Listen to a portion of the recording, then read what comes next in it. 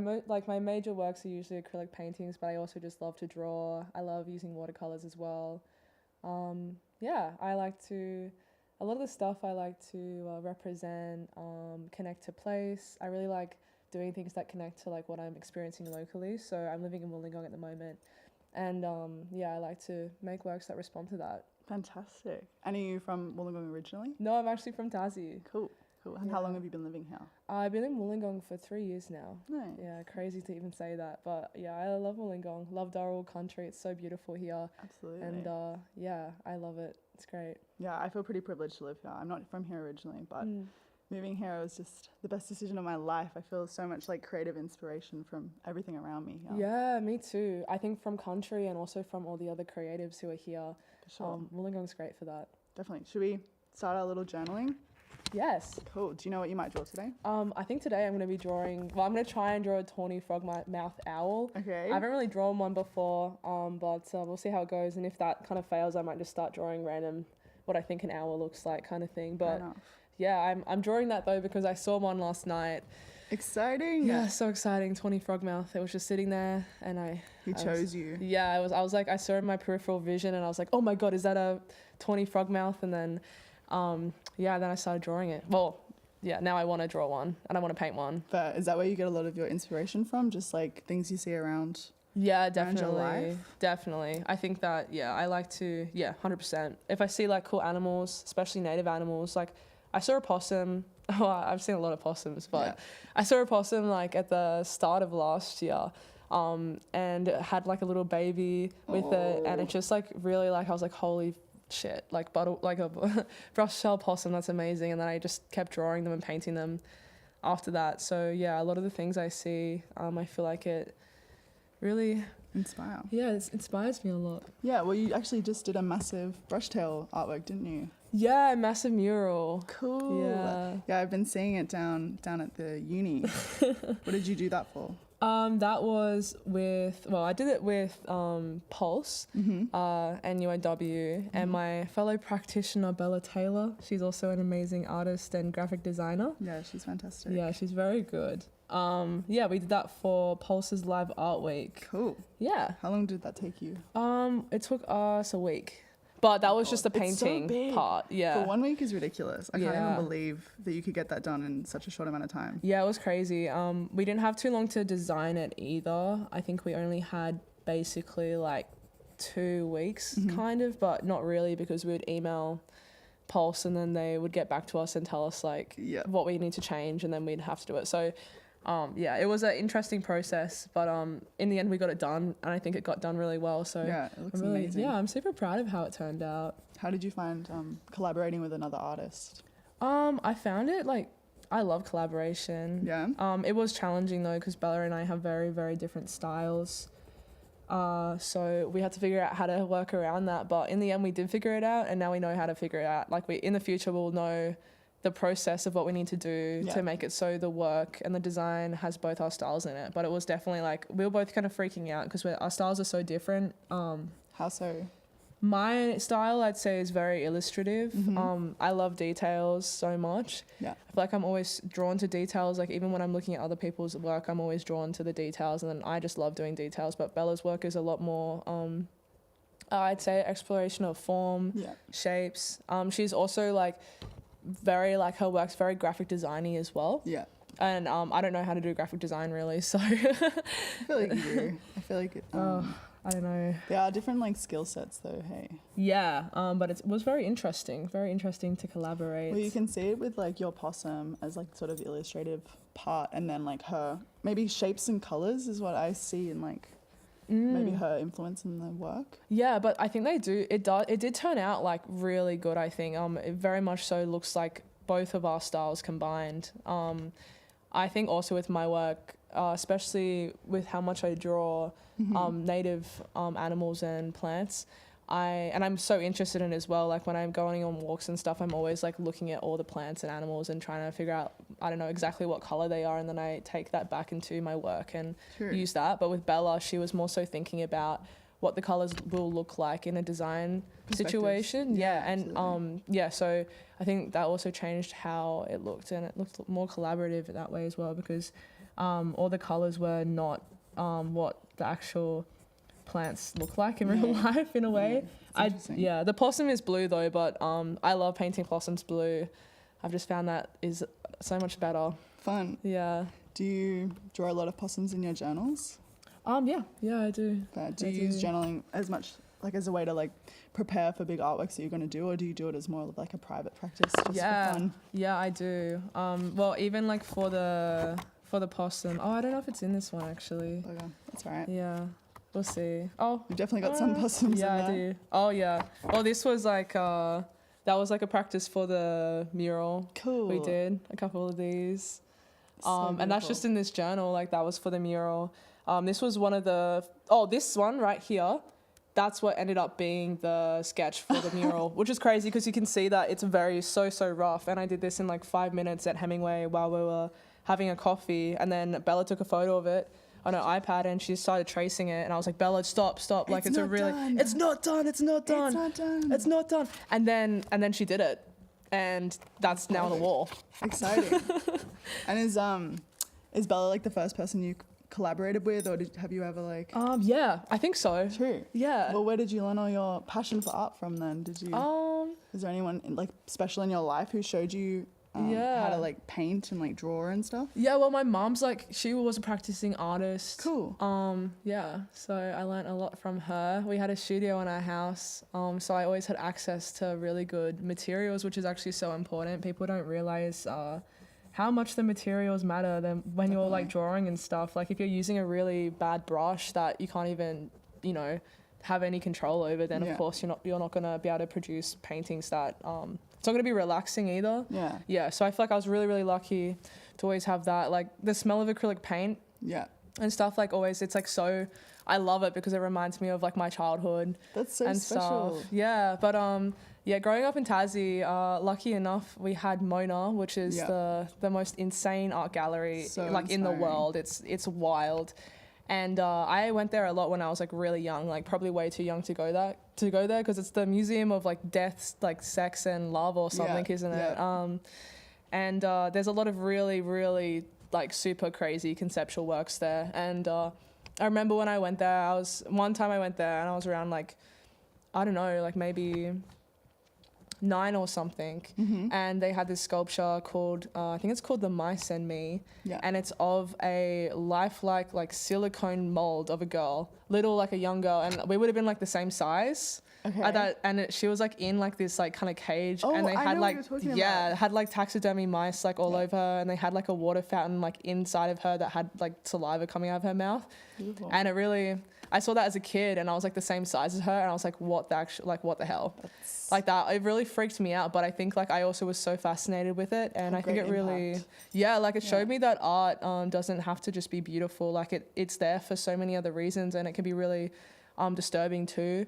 And I feel like that really had an impact on my work. Cool. Yeah. Well, I actually think this might be all that we have time for today. But is there any chance you maybe would be happy to show the audience what you've drawn thus far? Yes. Hold on. I love that stuff with art, though. I know the exact work you're talking about. I think Mona is such a fantastic place like that. I get so much inspiration when I go there. I love that this man has gone to Tasmania and has like put all this money into making the most insane museum. He's crazy. Yeah, David Walsh is insane. Yeah, he is. Yeah, anyway. He's cool. Yes. Okay. That's so great. Oh my god. My first ever tawny frogmouth. She's beautiful. Anyway, thank you so much for coming on, Molly. I really appreciate it. Yeah, no worries. Up next, we have Whose Gear Is That Anyway? Hosted by the brilliant Jack. He's going to question people's knowledge about Australian music. Thank you so much for listening, and have a great one.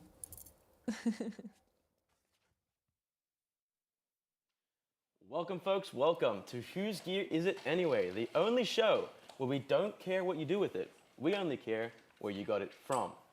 Tonight, we will test just how close attention our contestants have been paying to music in the Illawarra scene. But before we begin, let's not forget that today, we celebrate the multicultural threads and shared histories that make the Illawarra's music scene the loudest in the Southern Hemisphere. Without further ado, let's meet our contestants. To my right, we have Lily. Everybody, a round of applause for Lily. Round of applause for Lily. All right, that's enough. Thank you. All right. Even further to my right, we have Galina. Everybody, a little round of applause for Galina. Fantastic. Go a little longer. Go a little longer. All right, stop. Okay, and even further to my right, we have Fu. And well, you're just happy to be here, aren't you? All right, let's play. Round 1. This round will be about tools of the trade. Many of our artists haven't always bought their shiny new gear from any old dusty shop on Crown Street. They have inherited it. So, for 50 points, the bassist of band Sylvia Lane, Jack McAuliffe, inherited his famous bass guitar from A, his uncle, B, his great uncle, or C, his sister. What do we think, people? Someone, surely. Yes, Fu, please. His sister. Well, Fu, you are so lucky because, thank God, you are wrong. It was actually his uncle, unfortunately. But you know what? Because we're just starting out, I don't want to feel too bad. So you know what? Take 49 points. You can have that. That's for you. You're welcome. All right. Question 2. The band, the Suki La-Las, got inspired for their name from La La La's The Venue, for A, B, for being called Suki too often, or C, only singing the words la la la in every song. Yes, Gillian. It has to be the lyrics, la la la, right? It has to be the lyrics. Surely. It must be the lyrics. Can't be anything but the lyrics. That's what I'm saying. Yeah, well, you're wrong. Okay? All right? It was actually for being called Suki too often. Damn. All right, question 3, people. I hope you're all fired up, because boy, am I. All right, question 3. For another 50 points, the artist, Kylan Daffy of Sylvia Lane also, inherited a vinyl from A, his grandfather, B, his great-grandfather, or C, he bought it himself. Yes, Fu. Easy answer. He does not listen to vinyl, simply because he doesn't own a record player. You are so correct, Fu. That's 50 points for you. Congratulations. Everybody, round of applause for Fu. Fantastic job. Fantastic job. All right. Now we're going to get a little more into the nitty-gritty. Questions will ramp up now. It's going to get a lot harder for these peeps to answer. Fu coming away with 99 points for that first round. All right. Round 2. Today, or now I should say, we'll be looking at the top 50 ARIA albums of the month of June. And it is the 2nd of June, I believe, so these are fresh off the platter. All right, question 1. What was the top album on the ARIA charts of June? Lily. It's hard, but I'm going to go with Billie Eilish. Billie Eilish, Yes. the artist. Yes. Not an album. Yes. Is she even Australian? Yes. She is. Apparently so. Last I checked, no, that's not right at all. Are you sure? Far out, yeah, okay, yes, I'm sure. Okay. Thank you. I wrote these questions, actually. Oh. Okay, all right, well, chances to steal. Galina, Fu, please. Both of you at the same time? All right, scissors, paper, rock, between you two, go. The Ryans. I didn't say you can answer. Oh. Please, Fu, answer. I'm going to go with Florence. By Maisie Peters. Maisie Peters. Florence by Maisie Peters is correct. Everyone, round of applause for Fu for getting that correct. Absolutely. All right, cut it out. My God. Okay. All right. Question 2. We're going to jump up 4 questions now. And I'm going to keep going in order, so I hope you all are numerically literate. All right. Question number 2. What was the 5th album on the ARIA charts of June? Lily. Look, it's a tough one. It's really tough. But I'm going to have to go with my gut here and say the Wiggles. The Wiggles. The Wiggles. Man, I love the Wiggles. Thank I'm glad you brought those up. Thank right? you. And you know what? You were actually so close. I thought I because was. you were actually incredibly, you couldn't be more far off being wrong. Oh. Okay? Okay, cool. All right, I'm actually disappointed that you showed up today. Wow, thanks. All right, please. Galina, I'm pretty sure you know this one. The Kid Laroi. The Kid Laroi. The Kid Laroi. I love the Kid Laroi. Me too. Me too. However, Who doesn't? It is with my deepest sorrows that I have to say you are not correct, unfortunately. Okay. With the only one left being Fu for another grand total of 5 points. I listen to music every day, so I'm going to go with Lotus by Hands Like Houses. Hands Like Houses? Lotus by Hands Like Houses? Yeah. You sure? I'm positive. You want to lock that in? Yes. You really, really certain? I know I'm right. She does not doubt herself, ladies and gentlemen, because she is correct. Another round of applause for Fu. Another round of applause for Fu. All right, that wraps up our third section. Now, ladies, we have a special segment because I'll be introducing to you a local artist. This local artist not only has graced the stages of La La La's, the Crown Street Vinyl Shop, and Dicey Riley's, but has most recently had his first ever headliner show out of the Illawarra. Ladies and gentlemen, what is his name? Fu. Justin Bieber. Justin Bieber. Yeah.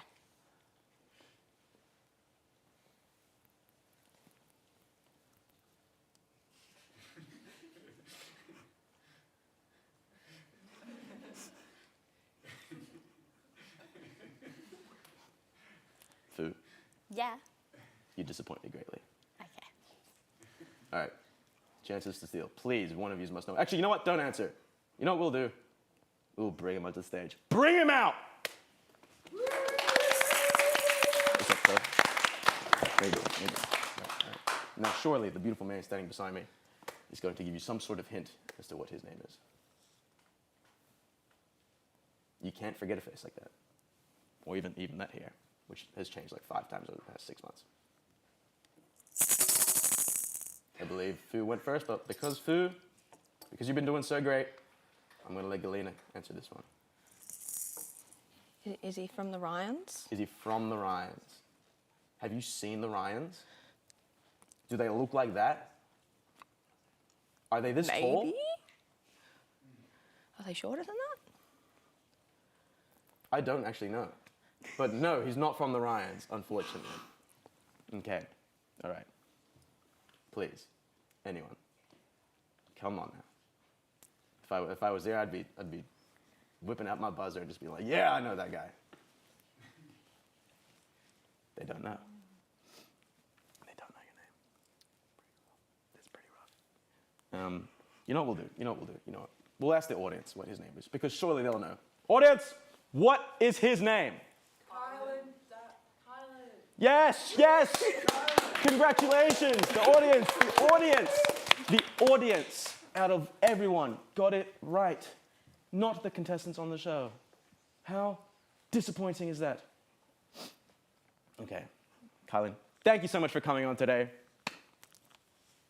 You've done great, Thanks, Kylan. Take a seat. All right. Thank you, everyone, for coming along today to watch Whose Gear Is It Anyways? Can we please have a massive round of applause for our contestants? Thank you. And a massive round of applause for Fu for winning. Coming away with God knows how many points. All right, catch us in the next segment. We'll see you later. All right, let's go.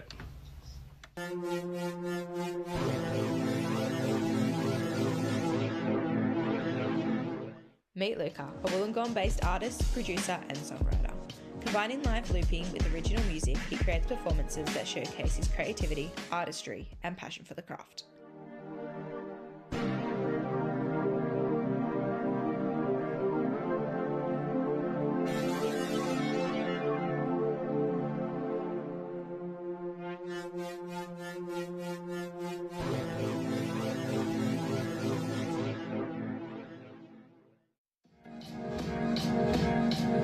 Yeah, how many times I gotta lie about the psyche? My thoughts can't form for nothing, now the smoke is getting blinded. I can see the future now, I'm getting really paranoid. The people off a can of noise, I'd rather fly away into another dying day. The blandest sky you ever see, praying to the Lord when my hands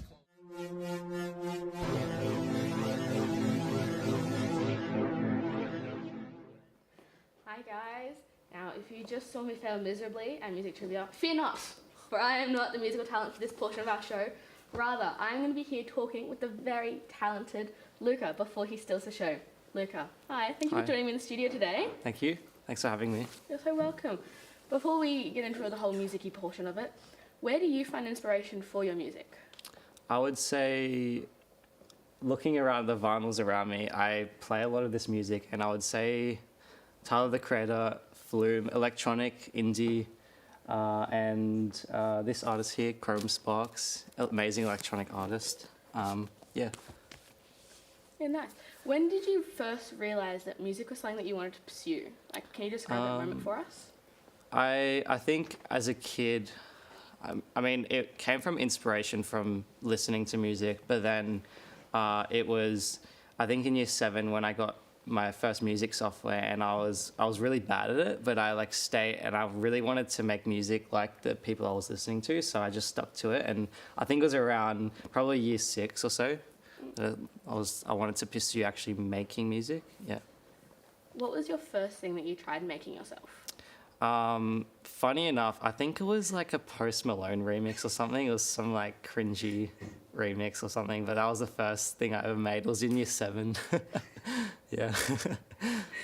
Now, I've heard that you recently released your own song. Yeah. What was that process like? Well, yeah, I recently released a song with a friend of mine called Shanti, very talented singer, and our process is very experimental. So I would produce something to her. So she'll write lyrics and sing on voice memos, and then we'll transfer that to an actual song, which is really fun. So yeah, collabing is what I do with artists. So I produce and they sing or rap.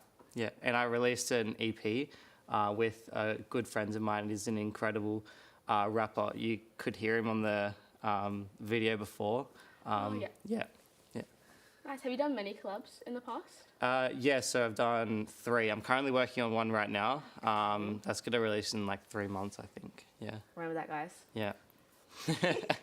So obviously you've got something coming out in like 3 months. Yeah. Is there anything else you're working on? And where can I mean our audience, Yeah. go to hear more? I recently opened my Spotify page and iTunes and all that, Luca XO.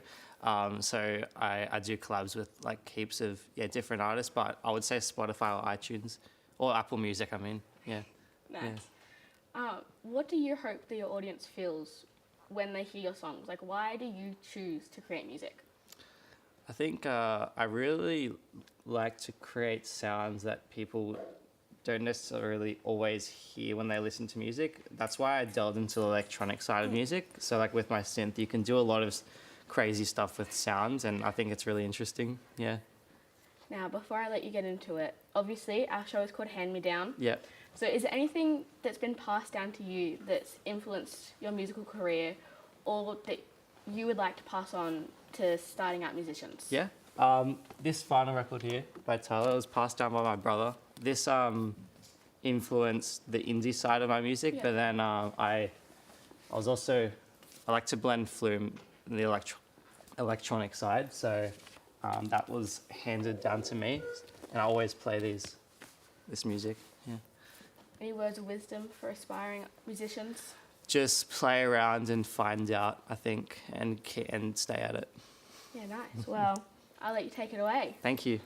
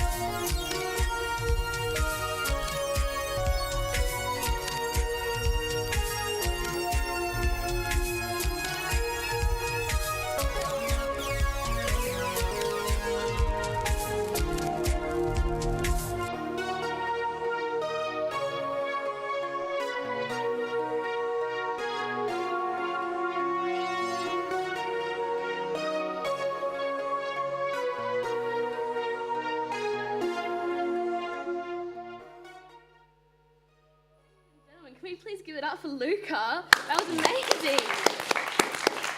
It is no easy feat performing live, but Yeah. you crushed it. Thank you.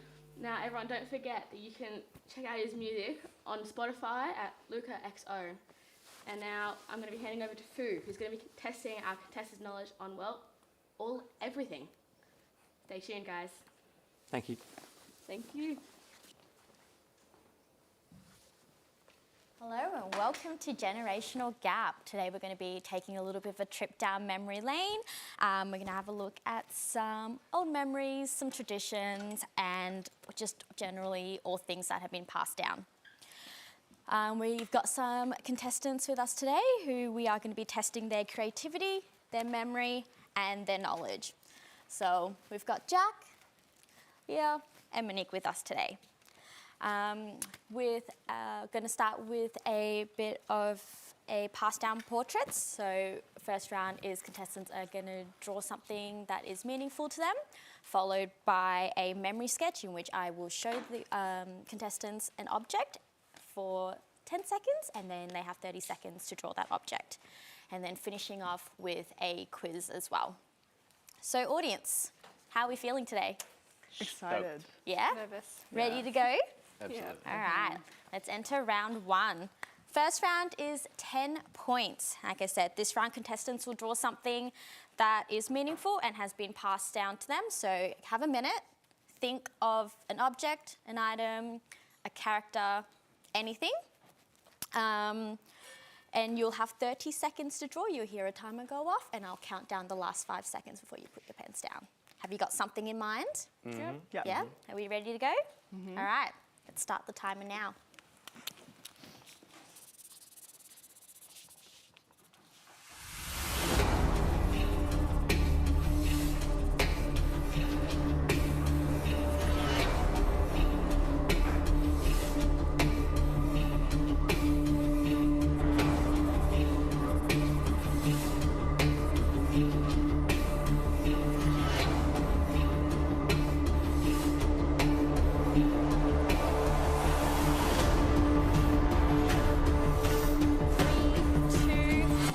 Everyone needs to put their pens down. All right, we're going to go through. Audience, pay attention to what everyone's drawn because I'm going to get you to vote on who you think these first 10 points should go to.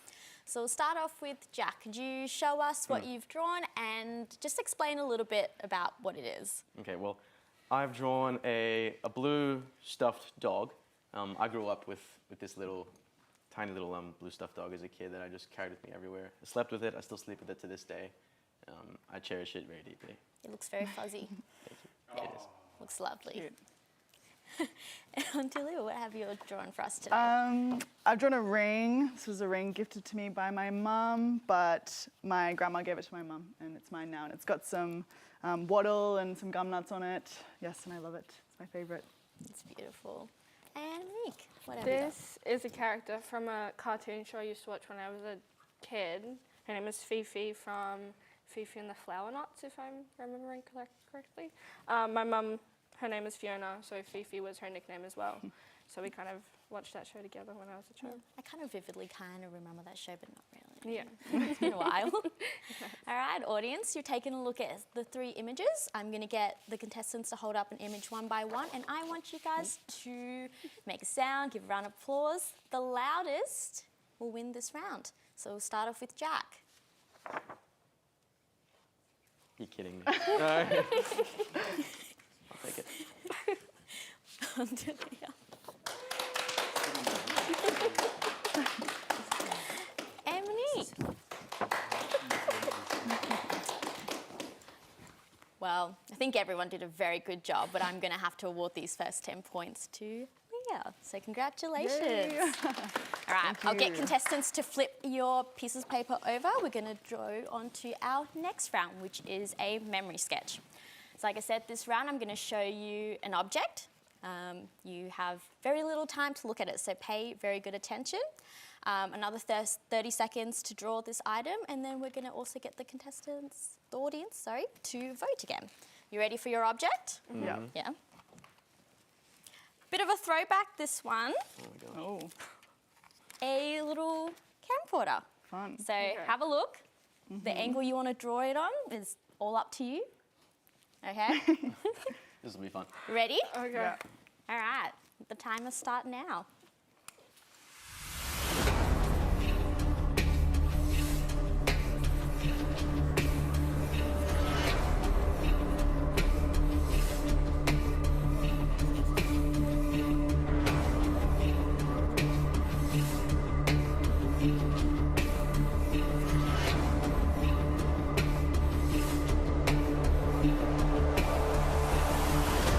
Five, four, three, two, one. Pens down. How did we go? Anyone feeling confident? No. I don't know. This is really bad. Just drew a couple shapes. See, it looks lovely. All right, we'll start off with Jack. Do you want to show us? Sure thing. Yep.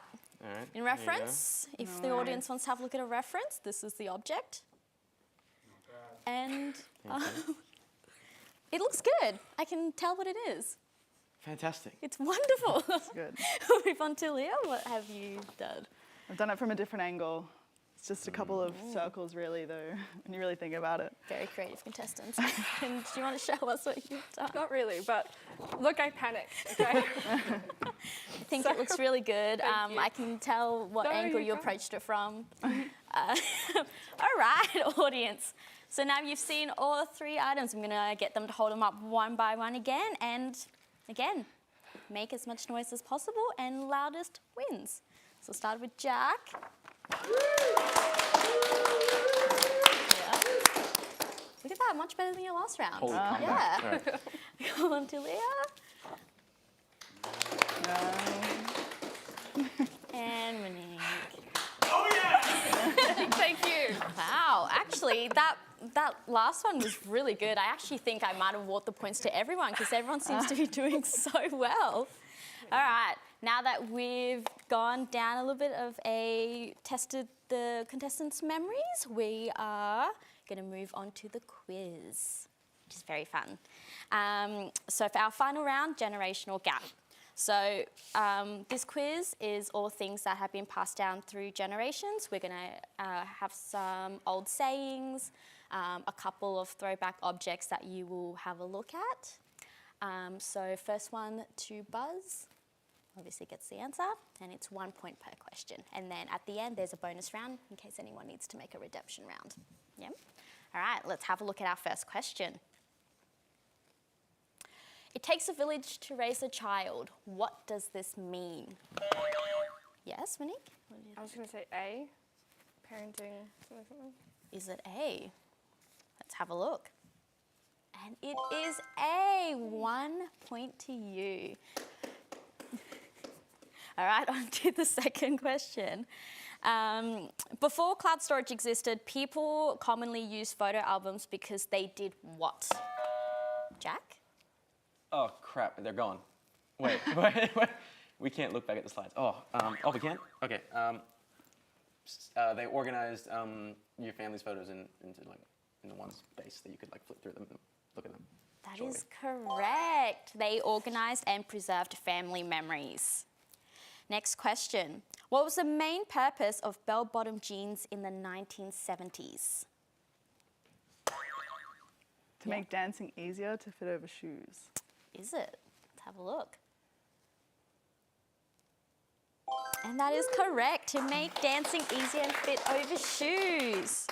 All right, let's have a look at some objects now. All right. What does this item do? Yes. It's a pager. What does it do? It receives sort of what voicemails are now, like your transcript messages into text, I believe. Yeah, let's have a look. Yep, it does. It receives voice messages. Good job. And on to the next object. What is this gaming device? Yeah? It's a Game Boy. It is a Game Boy. I don't know if anyone ever had one of those as a kid. No? I think I did. Are we all too young? I used to have the little pocket one. A Tamagotchi? Yeah. Yeah, That's awesome, those ones though. are good. Yeah. All right, on to the last question. What is this object, and bonus points, what do you commonly use it with? Yes. It's left my mind. What was it? A cassette tape, right? Yeah, good job. And do you know what they commonly use it with? To use with a cassette player to play music. Shortly. Yeah, it's used with a Walkman, but I'll give you that one. That was a good try. All right, I hope the audience was keeping track of points because I kind of lost track a little bit, but I think we had a pretty good draw between Jack and Leah, but I have a feeling you did really well this quizzing round, so I'm going to award all the points to Jack.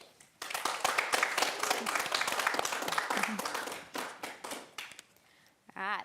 Now that wraps up our game show for today. I hope everyone enjoyed and I hope the audience was able to participate and go down memory lane a little bit with us.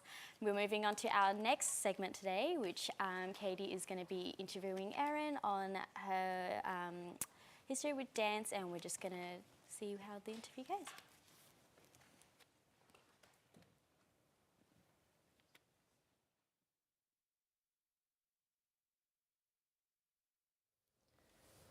Hi everyone, I'm Katie and I'm here today with Erin. She is a local choreographer, performer and dancer in the Illawarra, and I'm just here today to have a chat with her about her early years of dance, what's influenced her, what's shaping her creative process today, and what she hopes to hand down to her students or to someone in the future. So welcome, Erin. Thank you for having me. No worries. I just wanted to start by talking about your early years of dance and kind of where you started. Yep. So, well, I started when I was around 6 years old. I remember my mum would say to all of my friends' parents at school, she will not stop moving, she will not stop moving, what do I do? Where do I put her? What do I do with her? And they all said, oh, all of our girls dance, like she should start dancing. So mum put me in dance and of course I absolutely loved it. And then, yeah, I have not stopped since. I love that. And so in those early years, you obviously started doing solos and troupes. Yep. And today you've brought in your first ever trophy that you won. Can you tell me a little bit about that experience of winning for the first time, if you can remember? I mean, what, it was in 2011. 15 years ago. 15 years ago. So, yeah, I guess, what was that experience like, if you can remember? Well, I do remember my first competitions. This wasn't my first one ever. You know, you do, when you're a young dancer, you do restricted sections where you go in, it's your first time, and you're kind of in like the section where everyone's first time. So, you know, you kind of have a little bit of an easygoing time. And then once you win that section, you move into the bigger section. The open section, yes. The open section. So I remember this competition specifically was my first win that I got to then move me up into the open section. So, yeah, I think when I was little, I didn't have nerves. I think, you know, I was just excited to get on stage and dance. So I was never really nervous, and I was just more so excited to just get on stage and have the opportunity to dance. Oh, I love that. And if you could tell little Erin, who has just won her first ever trophy, something today about your experience with dance now, what's something that you'd want to tell her? I'd want to tell her that the passion stays alive and that it's still her number one love to this day, and that she should never stop and never give up. Oh, I love that. And so also in those early years, were there any teachers or mentors that you have that you feel like have really made an impact on your dance journey? Yeah, so the teacher that actually taught me for the first time ever, who taught me the dance that I won with this trophy, her name is Tegan. She first ever dance teacher, and she taught me so much growing up, and she actually became my dance teacher when I got older as well, and she is now my boss and I work for her. So I think it's been a really big journey in life with having her as a mentor. What's something that Tegan has taught you, or you feel like she has influenced you, whether it's a value or a saying or something that she's given you that you carry through today? Something that I carry through today that Tegan has taught me has always been about nerves. And she's always talked about how nervousness is a really good feeling to have because it means you care. And I think that's really important to remember, because you kind of, when you feel nervous, your whole body's energy and nervous system is so different. So I channel that energy and I use that energy into my performance, and I think that makes it so much better because it's because I care and I'm putting all of that out on the stage when I'm dancing. Oh, I love that. And so you continued to dance with Tegan at the Dance Affinity. And so then you stayed there for a number of years and dance became quite serious for you. I know that you went to Wollongong High School of the Performing Arts, which was another outlet for your creative journey. But then when school finished in 2021, when you graduated, you were given the opportunity to go to the World Championships of Dance. I was. And that's this jacket here. Yes, it sure is. There you go. So that's your Beautiful representative jacket for Australia, which is really cool. Can you tell me a little bit about that experience and something maybe that you've taken away from that experience? Well, the experience itself is crazy because you don't expect to, get something like that. You work really hard with your team and you go to the competitions and, you have to get nominated for the bid. So the moment we found out we got nominated was already an achievement within itself. And then moving on to the process of training with our team for, I think, maybe like 3 months, I think we had with our initial team. That training process was really hard and it taught me a lot of determination. It taught me to be really disciplined. You had to work really hard. You had to remember all the changes. You had to remember all of this. You have to work as a team. It's not just yourself who's on stage doing that. It's your full team. It's your full team. And then you have to add in the factor of going overseas. So going on the flight, that's 15 plus hours. Traveling, all the different time zones. Getting the sleep adjustments, getting straight into training when you get there. Building and keeping that team bond and spirit alive at the same time. I think it taught me a lot of resilience as well. You're over there, everyone's emotions are heightened, everyone's feeling so many different things. Once we all because we got to the semi-finals, we do the semi-finals, and then from then we made it to the finals. Wow. So then, nerves kick in even more. Yeah, of course. Then you have incidents where dancers then fall sick and you have to respace the dance on the day, which is a whole other thing you have to worry about. The resilience of learning that, also just having to work on the spot and work quick fast to change things and get on stage and do the finals. And then you came 9th in the world, we came 9th which in the was world. so exciting. Against all different Congratulations. countries. Amazing. So after Worlds, from there, you obviously were taking dance very seriously. When was the moment when you knew that you wanted to pursue it as your career? I mean, I know you went to full-time, so what was that experience like? Yeah, so actually out of school, I had planned to go to full-time and everything, straight out of graduating, but then I changed my mind last minute and was like, maybe I'll go to uni instead. Went to uni, hated uni, and was like, that's what made me realise that it was dance that I had to go down that path. Then I looked at my options for going to full-time. And decided to go to full-time and continue that training. Yeah, amazing. And I'm sure that you carried through all of that discipline and that resilience. Yes, well, of course, you have to dance 5 days a week from 7 a.m. till 3 p.m. It's basically school hours, but instead of studying and writing, you're dancing and putting your body through a lot. And, being surrounded by, we had 60 plus people in our year, so it's almost, you'd think it's kind of a competitive environment in a way, so you kind of have to learn to navigate yourself and your self-image and not through that as well. Yeah, of course. Which is really hard. But so now that you've graduated from full-time, I know that you're a choreographer and you're a dance teacher here in the Illawarra. Can you tell me a little bit about your creative process and what's influencing you today?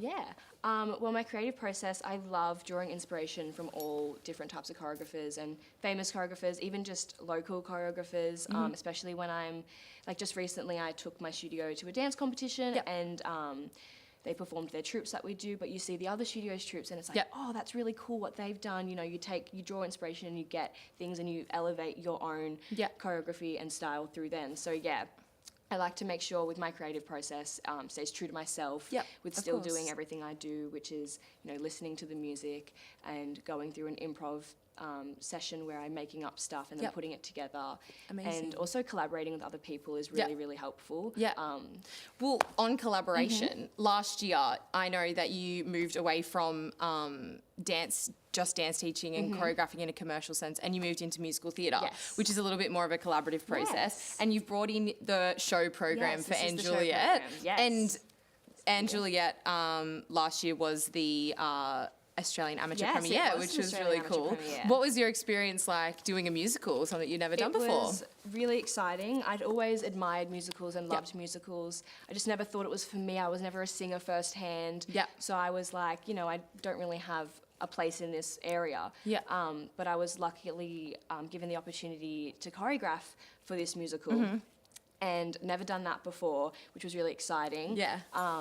and, you know, getting to watch the show itself and then drawing inspiration from that was absolutely incredible. And then being able to be in the show as well added an extra level of, like, I get to perform and choreograph, and I get to do both the things that I love at the same time. Yeah, amazing. Which is really exciting. And so through this experience, do you feel like you found a new sense of community, new sense of belonging in this new kind of world that you're working in? Yeah, well, in community theatre, you know, everyone is there because they love what they do. We don't get paid for it in any sense, and everyone is there for the passion and the love and the drive. And I think being surrounded by people with that same attitude really brings you together, and that's what, you know, creates that bond, and you create friends for life. So it's really exciting. Oh, that's amazing. Yeah. And so I can imagine that having this experience then, it's made you want to audition professionally and, you know, move into that sort of part of the industry. And today you've brought in one of your shoes that you take to all of your auditions. Beautiful dance shoe. So can you talk to me a bit about your experience auditioning so far, and maybe whether you have a ritual or something that you do before every audition? Well, auditioning for me so far, I've yet to make it into the professional world, but it's just kind of how it is for everyone. The industry is so small in Australia, so there's a lot less opportunities, but you go into every audition and you take it as an opportunity. I like to think of it as like a free dance class. I get to go in and I get to take a class, learn something, and if I get cut, I get cut. If I stay through to the end, I stay through to the end. A ritual I do before, I love to just have my AirPods in. I always sit by myself and I warm up by myself in the room. And then once you enter the room, the audition starts from when you walk in. So you just got to walk in and you have a smile on your face and you just try your hardest and put your best on the floor, which is exactly what I do. Well, I know with those values that you were talking about earlier, your discipline, your determination and your resilience, I know that, you know, you will absolutely crack it into this industry. But back to what we were talking about with your teaching, I'd love to quickly touch on your mentorship before we finish up today. What's something that you find really valuable about being a teacher? I think it's really valuable to pass down all the experiences that you go through as a human and a person, especially as a dance teacher in the dance industry, and pass it down to those kids. So when I teach and I'm teaching kids who want to go to full-time or pursue dance professionally, I love to pass down those experiences. Like going back to the auditions, I always pass down my audition experiences, how they work, how they go through, like how I feel, how you should feel after it. You should never feel disappointed if you get cut, because I like to tell them that you might not be the best person in the room, but go into every room because you could be the right person at that time, because you never know. But yeah, I just love that I get to be kind of someone that people can look up to and, you know, feel motivated, like help motivate someone to like pursue this professionally. Absolutely. Yeah. Well, that's amazing. Thank you so much, Erin, for coming in today. It's been so nice to have a chat with you. Thank you for having me. And I wish you the best in all of your future endeavours. Thank you so much. This has been Hand Me Down. Thank you so much for tuning in today. Thank you to all of our guests that came on. Thanks to all of our hosts and our participants. Thank you to everyone behind the scenes who helped make this show what it was. Special thanks goes to Matt, Aaron and Riley for assisting us in producing this show. We hope you enjoyed it.